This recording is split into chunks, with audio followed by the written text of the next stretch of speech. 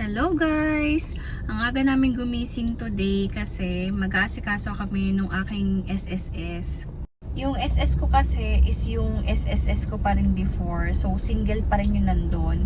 Hindi ko pa na-update yung aking status. So dapat married na siya. Tapos kailangan ko ding i-update yung aking mga bagong password, yung aking mga bagong email account kasi nga hindi na siya updated yung mga account ko doon or yung mga details ko before is hindi ko na siya tanda. Wala na akong access, so kailangan ko talaga siyang i-update para mapalitan lahat. At saka bukod dun sa mga details na kailangan ko i-update, gusto ko din i-update yung hulog ko. Actually gusto namin ng husband ko kasi syempre iba yung naghuhulog ka ng tuloy-tuloy sa SSS kasi possible pagtanda mo, pagdating mo ng mga 60 years old plus, meron ka makukuhang benefits. Tsaka pwede ko din siyang gamitin sa paglo-loan, including yung maternity. Lalo na buntis ako ngayon, so possible magamit ko yung aking maternity loan kapag naasikaso ko agad yung aking SSS.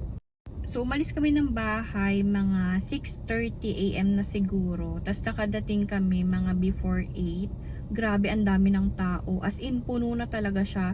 Tapos yung guard doon hindi na nagbibigay ng number. May number pala yon. So yung iba daw doon pumipila ng from 4 AM or 5 AM.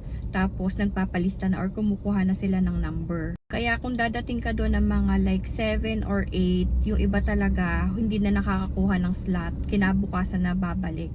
So pagdating ko doon kanina kay Kuya Guard, sabi niya doon sa isang kausap niyang matanda, parang sa mga pension naman yon, wala na daw numbers or wala nang slot, nakuha na lahat.